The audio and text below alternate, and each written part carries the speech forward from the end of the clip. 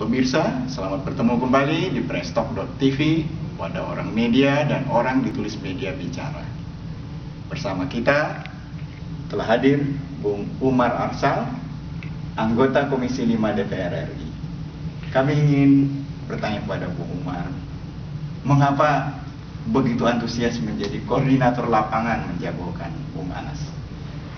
Ya, pertama kebetulan saya juga di DPP bersama Bung Anas. Kami Sebagai apa? Sebagai ketua bidang keanggotaan di bidang OKK. Dan memang bidang OKK ini selalu bermitra dengan ketua bidang politik. Saya tahu betul, dan beliau dengan kita sering turun di lapangan. Kenapa saya mendukung khususnya untuk wilayah Indonesia Timur? Karena kebetulan hampir musyawarah cabang yang dilaksanakan untuk pemilihan ketua di wilayah Indonesia Timur, baik itu Sulawesi, Papua, Maluku, itu hampir saya terlibat 80%. Dan hubungan kami dengan teman-teman DPC ini bukan hanya karena menjelang kongres ini, tapi sudah sejak 5 tahun yang lalu. Makanya saya bekerja dengan teman-teman membantu Bung Anas untuk khususnya wilayah Indonesia Timur. Apa yang Anda lihat di lapangan di DPC sendiri? Memang nuansa atau muaranya memang ke Anas? Bagaimana keyakinan itu ada? Karena kami kenal ini mereka sejak 5 tahun yang lalu, atau sejak pemilihan suara cabang. Dan dengan Anas mereka sudah tidak asing. Dan yang kedua, mereka itu melihat figur Anas untuk kepentingan 2015. Kenapa? Mereka melihat kalau Anas terpilih, kemungkinan terpilih lagi untuk periode akan datang itu kansnya lebih besar daripada kandidat lain. Artinya figur Anas ini bisa mendongkrak suara Demokrat. Sosok yang menjanjikan. Betul. Dan itu yang pertama. Yang kedua, hampir semua keputusan-keputusan yang mendukung Anas ini bukan keputusan pribadi ketua. Menarik. Sebentar, saya ingin memberi pengantar kepada pemirsa dalam dialog kita tempo hari.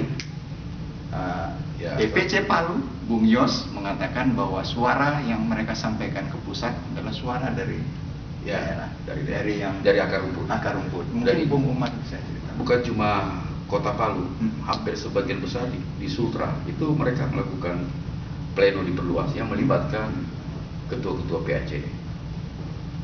Dan itu jadi keputusan, bukan hanya keputusan ketua DPC, tapi keputusan secara institusi organisasi. Dan itu memang lebih kuat daripada hanya keputusan pribadi ketua DPC. Dan merata. Dan saya yakin yang mendukung kandidat lain yang mengklaim itu mungkin hanya keputusan pribadi ketua DPC. Tapi insya Allah yang mendukung Anas ini betul-betul hasil dari proses mekanisme yang mereka lakukan melalui pleno diperluas. Bagaimana ada semacam veto seperti yang disosialisasikan oleh putra SBY dari Bung Ibas? Veto misalnya?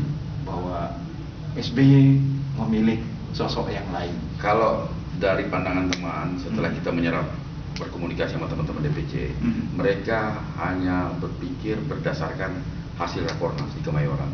Bagaimana Pak SBY melepas, dan yang penting proses ini dilaksanakan dengan jangan black campaign, jangan money politik.